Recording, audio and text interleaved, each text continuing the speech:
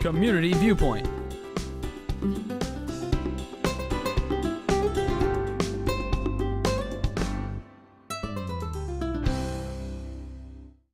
And welcome to Community Viewpoint. I'm John Pawlak, your host for this segment.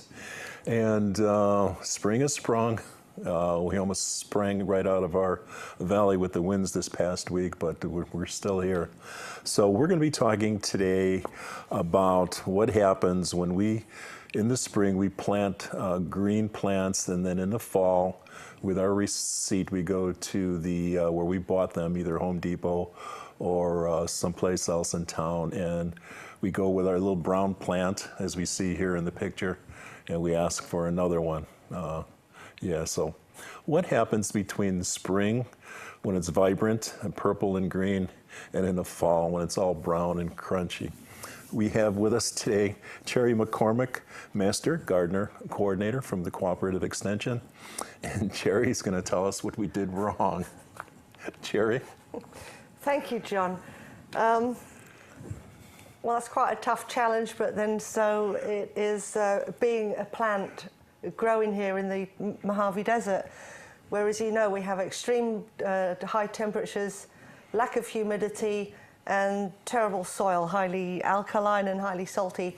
A lot of the problems we encounter with our plants is purely wrong plant, wrong place. Okay, I'll go along with that. So what do we do to rectify that? Who do we talk to? You could come in and talk to me, and I will help you make decisions regarding right plant, right place. There you go. And where are you located at? We're at 1651 East Calvada Boulevard. That's on the corner of Dandelion in Pahrump. Dandelion or in Calvada, or the new people here is Calvada, but it's actually Calvada. Oh. And you do have a demonstration garden there too? Yes, we do, and I'm glad you mentioned that, because I'd like to encourage everyone to go along and walk through the garden there. There's some nice benches. You can sit down and just relax and meditate. Great place to take photographs. Everything was in wonderful bloom. That was before yesterday, before the winds. I don't know what kind of damage the winds have done in there, but there are some nice things in there, and there's a lot of plants and trees, shrubs, bushes in there that work for this us here, area. that are adapted and able to accommodate the conditions. And they won't end up looking like your pot plant sample did come September.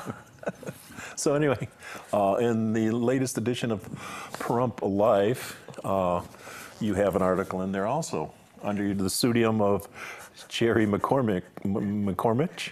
Yes. Yeah, they got that wrong.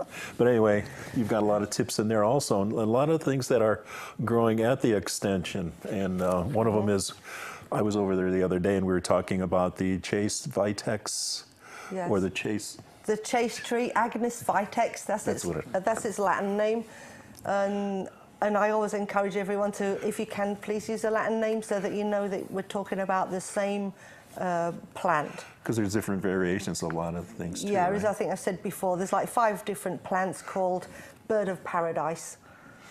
So use the Latin name. But the Vitex, and I mentioned it in the article because that really is a lovely shrub, can grow into a tree, and you can form the architecture of it if you prefer to have it as a single trunk, or things do grow better multi-trunked here. But that's a nice one. It has a purple blooms on it that. We've had that at the library for many years, and we've had different variations, because we've cut here, cut there, snipped here, snipped there. It's fairly unforgiving. Yes.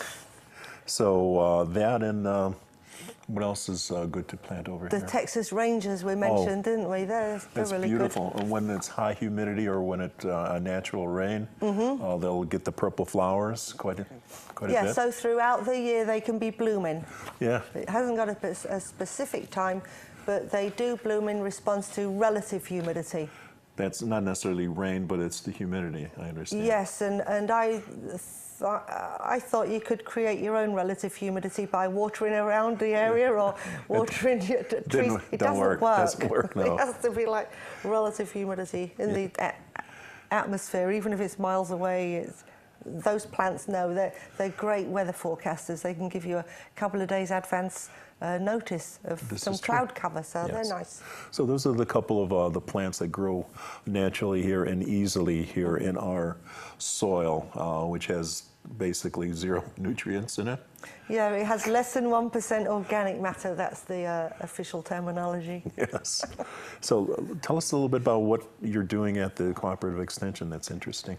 Well, what's going on right now and what I really would like to promote are the Grow Your Own classes.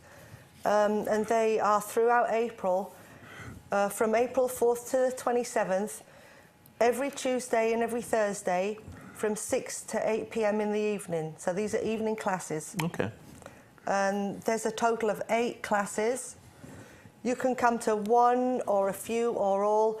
The classes are $10 each, or if you sign up for all 8, you can do them for $50. So that gives you a little break there. But there's some nice topics. The first one, which is next Tuesday, starting plants from seed or cuttings. I know that's going to be popular. And I also know that the class on Thursday, April 6th, is going to be popular because it's growing tomatoes. Oh. And everybody wants to grow tomatoes here, yeah. Don't they? Oh, that's not easy here because you burn the heck out of them, right?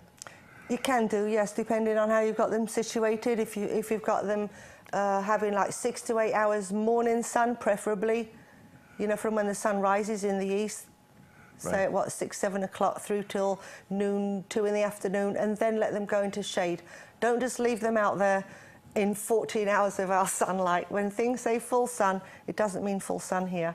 No, you have just some dried tomatoes really quick. So you have this information over at the Cooperative Extension? Yes, I know, well, there's not much time to come in and sign up beforehand now, is there? But just... You could give her a call. Yeah, give me a call, leave your name and number. Please speak clearly so I can understand your name and understand the phone number, and I will call you back. The number's on the screen there, local number, 727-5532, and do press extension 2, and that will reach my voicemail. Very good. Let's just mention the 3rd class, because that's a really important one. That's on Tuesday, April 11th. This will help you a lot. It's called the Challenge of Gardening in Nevada Soils. That's quite a challenge, yes. So there you'll learn how to amend the soil, typically by adding lots of organic matter in the forms of compost, animal manure. And horse manure. That means horse or goat manure. Yeah. Sheep. We don't use cow manure, it's high in salts. We got lots of salts already. And yeah. Shall I mention just some of the other titles in this? No, because all I can think about is the onions right now, because it's overpowered. Oh, okay. Shall we mention the onions? Please give Cherry a call, and then you could talk to her about vegetable garden pollinators, in and outs of fruit trees, vegetable garden, pest control, and successful berry growing basics. I got that out of the way real quick so we could talk about onions. That was good. I'm glad you wrapped that up very nicely. I love my onions. Thank you. So what are we going to do with those? These are a present for you, so you can take them home and grill them or saute them and heap them on top of your favorite hamburger. Yes, I will do that, which I do. But thank you, that's very sweet of you. I'll just say that these onions have been in my garden probably over the winter, since last fall, I believe. And so we're just harvesting them now. How long what do you put them in with? What do you start them with? A little... I let some of my onions go to seed so that the seed head comes up on the top, you know, the seed head onions. Then when you plant them, how long? And then I replant them. So that probably happened. They probably went to seed, in the summer, late summer, July, August with the heat. Things like that bolt, as the term is, they bolt. Bolt, B-O-L-T, bolt. They send up they're like the centered course stem in an effort to produce seed. Okay. It's all part of their whole cycle. Collect the seed, plant it in again, and then they grow again. But if you go to these classes, you'll find out everything that she's talking about. And then you have a regular calendar out there also of things to do for, this is the month of April.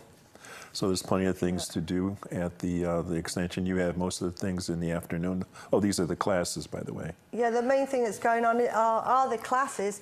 There are a couple of events that if you can't get to the office, and the office, say, right now has real limited opening hours. So in the event that you can't get to the office when we're open, you can always go to the farmers market. The Master Gardeners host the farmers market, and that's located in front of Draft Picks, which is next to Best Western, on the corner of Postal and 160. And for your old timers, that used to be Woofie's, okay? Okay, and right now it's every Saturday, 8:30 a.m. to noon, and that's through April. Then effective May, the hours, we jump an hour early. The hours are then 7:30 a.m. to 11 a.m. That's for the farmers market. And we have an information booth, so we've got all our nice publications, information, and there's typically half a dozen Master Gardeners on hand there so you can ask actually in person. Okay. And then in the event... This is really important. Now listen to this.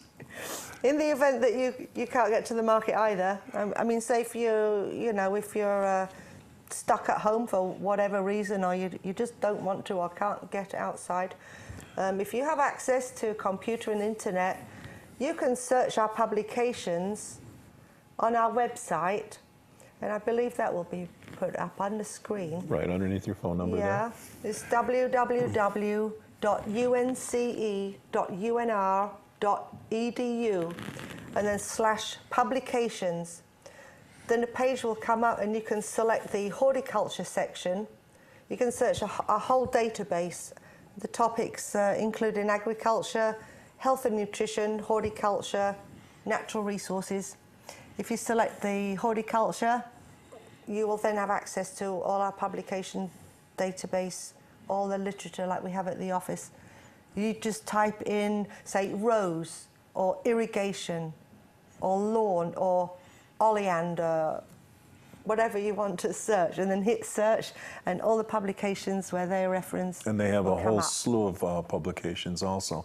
So we're in our final half minute, so what would you like to wrap up with? Oh, I do just want to give a plug for the Prant Valley Garden Club Landscape Tour. Okay. It's coming up on Saturday, April 29th. We're going to have tickets on sale at the office next week. Thank you for watching. Community Viewpoint.